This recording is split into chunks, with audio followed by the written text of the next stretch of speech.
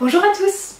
Alors aujourd'hui j'espère que vous allez bien et cette fois dans cette vidéo de séance commentée je voulais vous partager des séances toutes simples mais de nouveau tout en connexion, tout en respect et en confiance mutuelle. Ça je vous en ai parlé très souvent, respect, confiance mutuelle. On dit toujours que le cheval doit respecter l'humain et ça me fait toujours beaucoup rire parce que comme je vous l'ai déjà dit, le cheval ne cherche pas du tout à ne pas respecter l'humain, il ne cherche pas non plus à dominer l'humain, il n'est pas du tout là-dedans et on met toujours cette notion en avant du cheval qui doit respecter l'humain, mais au final, même dans ceux qui parlent de respect mutuel, on met toujours le cheval doit respecter l'humain avant tout, alors que pour moi, avant tout, c'est l'humain qui doit respecter le cheval. En acceptant les noms, en acceptant le cheval tel qu'il est, en n'essayant pas de le formater pour qu'il devienne un robot et réponde au moindre désir de l'humain. Et donc je pense que c'est ça qu'il faut vraiment en remettre au centre, se poser la question de est-ce que nous déjà nous respectons le cheval. Et si nous déjà on respecte notre cheval, bah vous allez voir que le cheval va être beaucoup plus doux et aura beaucoup moins de réactions violentes qui sont bien souvent causées par l'incompréhension ou le stress. À nouveau la confiance mutuelle, voilà, ça passe par avant tout nous faire confiance au cheval, avant de lui demander de nous faire confiance, et puis de nouveau pour qu'il nous fasse confiance, il faut être digne de confiance. Donc déjà un cheval qui quand on avance la main il a peur de la main, et ça c'est souvent le cas des chevaux qui en a appris la bulle, c'est déjà une mauvaise entrée en matière pour la confiance. La confiance c'est aussi montrer au cheval qu'on n'est pas là que pour lui demander des choses, on est aussi là pour passer du temps avec lui sans rien lui demander, juste passer un moment au pansage, un moment pour brouter. De nouveau voilà, apprendre à donner. Et voilà, et rester vraiment aussi dans le dialogue toujours, même dans ces petites choses simples qui sont le pansage et brouter. Je vous avais déjà parlé du pansage coopératif. Voilà, maintenant moi systématiquement avec Caresse, je lui montre les brosses et je lui dis quelle brosse veux-tu choisir. Je lui montre toujours la brosse douce et la brosse dure. Avant elle choisissait toujours la douce et elle râlait toujours quand j'utilisais la brosse dure pour enlever les taches de boue. Et maintenant que j'ai pris systématiquement le pli de lui montrer les deux brosses, elle commence à choisir d'elle-même parfois la brosse dure quand elle a envie encore un petit peu de gratouille. Et du coup quand j'utilise cette brosse dure après qu'elle l'ait choisie d'elle-même, elle ne râle plus jamais. Et c'est vraiment fou cette différence où la brosse dure elle était jamais vraiment trop contente quand je l'utilisais et depuis que je lui propose, elle la choisit de plus en plus et en plus elle l'apprécie. Donc ici dans cette vidéo ça va être des séances toutes simples mais vraiment tout en connexion. Donc on commence par une belle balade en cordelette avec Avantos et donc de nouveau là évidemment pour faire une balade comme ça en liberté aux 3 allures il faut avoir la connexion et pour avoir la connexion on a vraiment 3 grands ingrédients si l'on peut les résumer comme ça. Donc déjà être profondément dans l'instant présent et connecté vraiment à soi. Donc ça de nouveau c'est tout l'aspect savoir-être, être dans le calme, être vraiment dans le ressenti, dans l'instant et pas commencer à se dire peut-être que ça va mal se passer, surtout quand on est en liberté, c'est le seul moyen pour que ça se passe mal. Ensuite il faut que le cheval lui il puisse gérer ses émotions et être calme lui aussi, être vraiment dans l'instant, dans son corps et pas en train de regarder ailleurs et de se dire oh peut-être qu'il y a quelque chose qui va m'attaquer dans les buissons. Il faut qu'il soit calme, qu'il soit vraiment dans son corps et dans la gestion de ses émotions. Et tout ça c'est pas quelque chose qui s'apprend en 5 minutes, c'est tout au long des vidéos, tout ce que je vous explique avec Avantos, les exercices où je n'arrête pas de vous rabâcher et que je travaille, sa confiance en lui, sa gestion des émotions, c'est tous ces exercices où je lui apprends petit à petit à s'autonomiser en liberté, à le mettre face de plus en plus à des choses qui sont un petit peu stressantes pour lui montrer qu'il arrive à les gérer, lui montrer comment il peut les gérer et avancer comme ça petit à petit. Une fois qu'on a du coup un humain calme, un cheval calme, on peut demander aux deux de se connecter en fait. Et donc demander au cheval de se mettre en focus sur nous et donc ça on a vu des petits exercices comme par exemple la marche en synchronisation, des choses comme ça qui peuvent aider vraiment à se connecter ensemble. Et donc voilà, pour la cordelette, avant de nouveau d'apprendre à faire et de nouveau apprendre au cheval à céder, à la corde, à céder aux ailes, etc.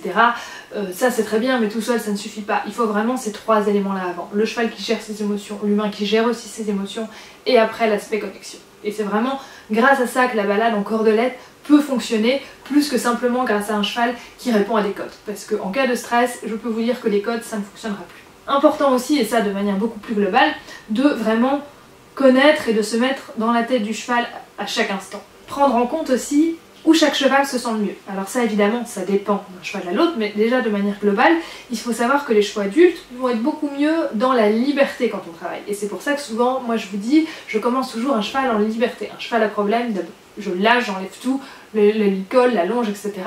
pour justement enlever tous les parasites qui peuvent créer des stress en plus et donc voir comment le cheval se déplace seul en liberté. Et ça en général c'est déjà quelque chose de rassurant parce que le cheval voit qu'il peut fuir, voit qu'il a de l'espace et c'est ça qui le rassure. Par contre, si on prend un jeune cheval ou un poulain, là c'est l'inverse. Mettre un poulain en liberté, ce serait vraiment une erreur. Le poulain se rassure dans le confinement quand il se cache dans les hautes herbes, dans le troupeau, il a besoin vraiment de se coller, il a vraiment besoin de se cacher pour se rassurer. Et de nouveau aussi, ça je vous l'avais déjà dit, savoir aussi qu'un poulain, on lui demande le moins de choses possible. Les petits génies qui savent déjà tout faire à pied, qui savent déjà réaliser tous les tours possibles et inimaginables, non, on laisse d'abord le cheval devenir un cheval, savoir communiquer avec les autres chevaux avant de savoir communiquer avec l'humain. Il faut vraiment se limiter au strict minimum et pas chercher à avoir un petit génie tout de suite. Ici, je vais vous reparler un petit peu dans cette séance dans cette mini-séance avec Avantos de l'aspect target que j'utilise parfois en séance également. Et donc là, bah voilà, je viens lui apprendre à prendre le couvercle d'un pot de crème dans mes mains et ensuite le poser sur le pot avec précision. Et donc là, c'est vraiment lui apprendre en fait à venir toucher le pot avec l'objet qu'il a en bouche. Mais on est toujours dans cette idée en fait de target, de venir toucher quelque chose. Donc il vient toucher avec l'objet qu'il a en bouche, mais en fait c'est vraiment la même manière d'apprendre que quand on demande au cheval de venir toucher avec son nez, ou même de venir toucher avec sa jambe, avec sa hanche, avec tout ce que vous voulez. Enfin, c'est toujours dans cette même idée de target, quand on va récompenser le cheval quand il touche un objet avec une partie de son corps, et c'est quelque chose qui peut vraiment être très très utile pour apprendre et c'est quelque chose qui peut rendre voilà, les apprentissages vraiment ludiques. Rappelez-vous, c'est toujours ce qu'on cherche. Et donc là je vais vous raconter la mini-histoire derrière ce petit jeu. En fait il est venu me chercher là sur les films qu'on voit sur la caméra pour faire ce petit jeu parce que la semaine passée je lui mettais de la crème pour sa gale de boue et c'était franchement désagréable pour lui. Et du coup il tenait pas en place et pour le garder avec moi je l'avais focus en fait sur le couvercle que je lui proposais d'attraper pendant que je lui mettais de la crème. Je me disais tiens joue un petit peu avec le couvercle pendant que je lui mettais de la crème. Et apparemment ça lui avait beaucoup plu parce que moi je ne m'en souvenais même pas et il était vraiment venu me le proposer. Alors de nouveau sans envahir, tout en finesse, mais c'était vraiment très drôle à voir. Et du coup maintenant quand je mets de la crème, il associe vraiment ça au jeu, il a plus du tout l'idée de la sensation désagréable, et il a plus du tout envie de s'en aller et de bouger. Même quand je touchais les croûtes et que je devais gratter un petit peu, autant la semaine d'avant il bougeait, autant là, non, il pensait qu'au jeu qu'il avait associé à ce moment-là, et plus du tout à la sensation désagréable. Et donc de nouveau voilà, le jeu c'est vraiment top pour transformer n'importe quelle situation en positif. Et évidemment pour ça il faut mettre de la joie, une voix joyeuse, une énergie joyeuse, et pensez voilà à regarder votre cheval, à échanger avec lui. Si vous regardez vos pieds et que vous avez l'air de vous emmerder en faisant ça, forcément ça ne va pas marcher. Il faut vraiment que vous soyez dans ce partage. Et ça de nouveau les petits jeux comme ça que j'appelle jeux d'éveil et qui permettent au cheval d'être dans ce système émotionnel play et seeking, c'est vraiment des choses qui peuvent permettre de travailler énormément de problématiques. Par exemple, si on prend la problématique bien connue de l'anxiété de la séparation, dans un tel cas de deux chevaux qui sont au pré et qui ne veulent pas se séparer, on peut travailler vraiment ces petits jeux. Donc avant tout, déjà travailler la connexion de chaque cheval avec l'humain, pour qu'il y ait un lien et qu'il y ait une envie de faire des choses avec l'humain, mais une fois qu'on a ça, ça va être très important de très vite travailler ces systèmes émotionnels positifs play et seeking afin d'avoir une association positive avec la séparation. Et qu'au final ce soit plus juste du stress, mais que quand on sépare les deux chevaux, on vienne avec chacun des deux chevaux qu'on doit séparer, venir faire un petit jeu d'éveil tout simple, prendre un objet, pousser un objet, faire sonner une cloche. Et donc tout ça évidemment en le faisant petit à petit, en éloignant les chevaux petit à petit, en faisant donc bien attention aux signes de tension des chevaux, pas aller trop vite et respecter toujours le seuil de tolérance, mais voilà, petit à petit les séparer, leur montrer quand ils sont séparés, hop voilà, on fait des petits jeux. Voilà, encore un exemple pour montrer que ces petits jeux peuvent vraiment aider à énormément de choses. Ensuite on passe à une magnifique séance, encore une fois ici avec Avantos. Décidément pour cette vidéo on a beaucoup de clips d'Avantos. Et donc là on a vraiment enchaîné une séance, vous avez pratiquement tous les clips, j'ai quasiment rien coupé. De nouveau sans déconnexion, un cheval où vraiment j'arrive en séance, j'ai pas spécialement d'idée. Et puis lui il me guide, il m'emmène avec lui dans la séance et à partir de ce qu'on connaît tous les deux, on se retrouve à jouer et à faire une séance absolument tout en connexion. On voit au début, il était de nouveau un petit peu stressé en début de séance, il y avait un camion qui tournait autour de nous et de suite en fait il a senti qu'il se faisait une frayeur là, par rapport au camion. On le voit là sur la première image, hop il se fait une petite frayeur et hop tout de suite son réflexe c'est de revenir vers moi. Et là, malgré les camions qui tournaient autour, on a pu construire cette séance ensemble. On a pu, malgré les éléments extérieurs qui l'inquiétaient, j'ai quand même pu l'envoyer loin de moi, j'ai quand même pu le rappeler, il s'est focus sur moi, il a accepté de faire ça. Et vous allez voir, on a pas mal travaillé les cercles, parce que je sentais qu'il avait envie de bouger, il avait un petit peu d'énergie à évacuer. De nouveau, hein, de l'énergie positive, je ne l'ai pas fait tant qu'il y avait du stress, je suis restée en proximité tant qu'il y avait vraiment de l'inquiétude, je ne voulais pas qu'il court sur le stress. Et de nouveau, le secret pour le cercle, c'est quoi? Ça, je vous l'avais déjà dit. Moi, j'ai toujours cru au début, hein, quand je voulais apprendre le cercle à mes chevaux en liberté, qu'il fallait chasser le cheval sur le cercle, qu'il fallait lui apprendre, comme en longe, tourner autour, en chassant les hanches, en bougeant les épaules, etc. etc. Et en fait, le jour où j'ai compris que pour le cercle, tout ce qu'il faut, c'est un cheval qui a envie de revenir, et ça a été gagné. Et donc là, c'est vraiment ça. Vous voyez, je propose avec le geste, je lui dis vas-y, hop, il va, il fait ses petits cercles, et hop, dès que je m'assois, il revient vraiment à la seconde où je commence à m'asseoir, hop, on voit tout de suite, il ralentit et il revient.